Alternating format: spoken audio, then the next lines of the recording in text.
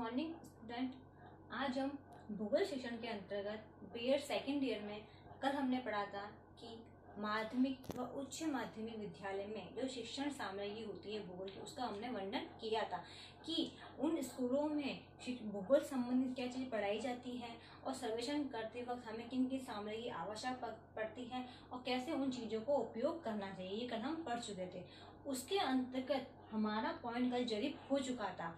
अब हमारा second point है फीता।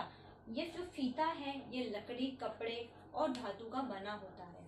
ठीक है, ये तीन तरीके से ये फीता बना होता है। इसकी लंबाई 25, 50, 100 फुट तक होती है और सर्वेक्षण करते वक्त ये धातु का बना हुआ इसका उपयोग में लिया जाता है।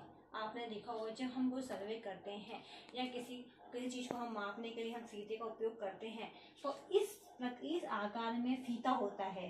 धातु का जो मोटे लोहे के रूप में होता है उससे उसका मापन किया जाता है। तो सर्वेक्षण में फीता का भी उपयोग महत्वपूर्ण होता है। जब फीते का उपयोग अगर सर्वेक्षण में नहीं होगा तो हम सर्वेक्षण या मानचित्र किसी को माप नहीं सकते।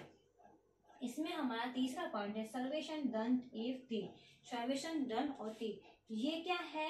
ये जो मैंने आपको देखा चित्र के द्वारा आप देख सकते हो कि ये नीचे से नुकीले होते हैं और तीर भी नुकीला होता है, जिससे क्या होता है कि ये पृथ्वी पे आसानी से इसको गाड़ सकते हैं। जब सर्वेक्षण करते हैं तो तीर और सर्वेक्षण दंड को हम पृथ्वी पर गाड़ के सर्वेक्षण करते हैं। तो सर्वेक्षण दंड की लंबाई क्या रहती है? 6 से 10 और तीर की होती है 12 से 18। इतनी ही इनकी लंबाई फिक्स की गई है। और सर्वेक्षण कार्य करने के अंतर्गत तीर का और सर्वेक्षण दंड का महत्वपूर्ण योगदान होता ही है कि इनका उपयोग करना सर्वेक्षण में जरूरी हो जाता है। चौथा है हमारा दिशा सूचक। आपने देख रहे हो बॉक्स, ये क्या है? दिशा सूचक। इसमें दिशा को मापने के लिए इसका उपयोग किया जाता है। ये एक पेड़नुमा होता है, बीच में इसके गोल ऐसा बना हुआ होता है और यहाँ पर गोल सा यहाँ होता है, यहाँ पे सुई होती है। जब इस बॉक्स को हम सर्वेक्षण करते वक्त टेबल पे रखते हैं तो सुई ये दिशा बताती है कि यहाँ की उत्तर दिशा कहाँ है। तो इसके द्वारा उत्तर दिशा का पता लगाया जाता है। तो क्या होता है जब हम सर्वेक्षण करते हैं किसी चीज का तो वो सटीक बन पाता है, गलती नहीं होती। इसलिए दिशा सूचक का उपयोग उसके सर्वेक्षण के अंतर्गत किया जाता है। ठीक है, पांचवा पॉइंट है हमारा समतल मेज व तिपाई।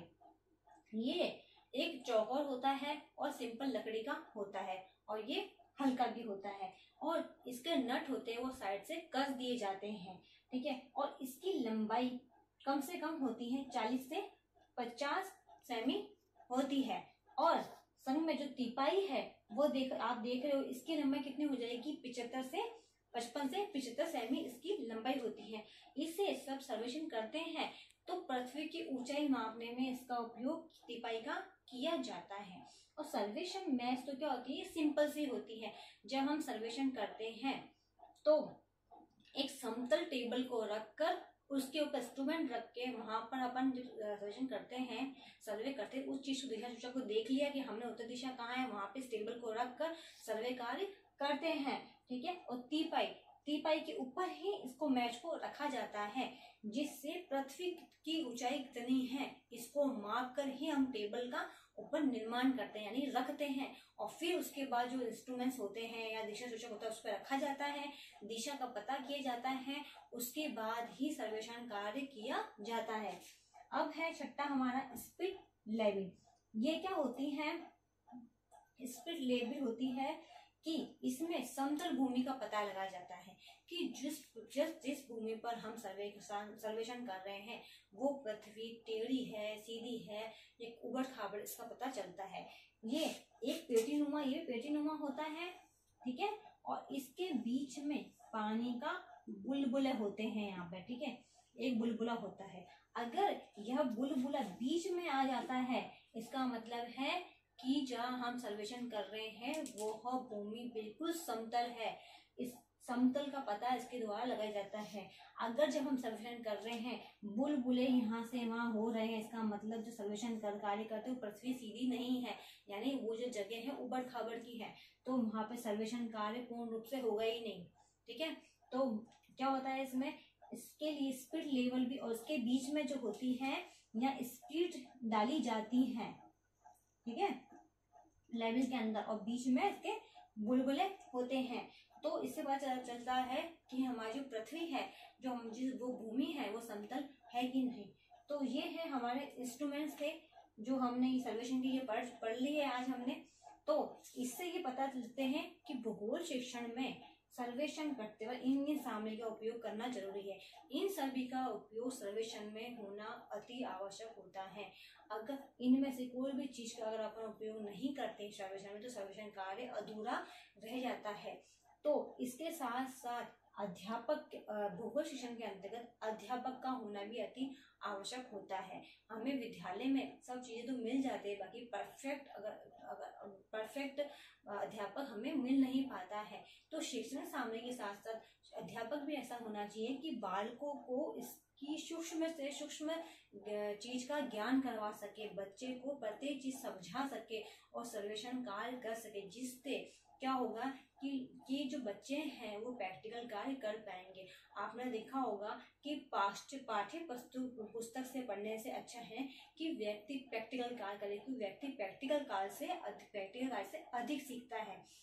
इसलिए एक भूगोल अध्यापक को क्या करना चाहिए कि छात्रों को अधिक से अधिक प्रैक्टिकल कार्य करवाने चाहिए, और उच्च माध्यमिक विद्यालयों में या विश्वविद्यालयों में इस प्रैक्टिकल कार्य को करवाना अनिवार्य होता है, जिससे छात्रों के अंदर छुपी प्रतिभा भी बाहर निकलती है कि बालक को जब हम सर्वेक्षण करते हैं उस चीज का कितना ज्ञान है, कितना बालक सीखता है और कितना वो लिख पाता है। इन सब का ज्ञान सर्वेक्षण के अंदर होना बहुत अति आवश्यक होता है।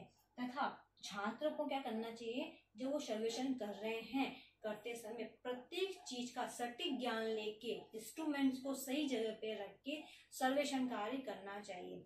और सर्वेक्षक का ये दायित्व बनता है कि जब छात्र सर्वेक्षण कर रहे हैं तो प्रत्येक चीज की उसकी जांच की जाए, क्योंकि सर्वेक्षण में क्या होता है कि कोई भी चीज अगर हम जरा से भी गलती करते हैं तो पूरा का पूरा खराब हो जाता है।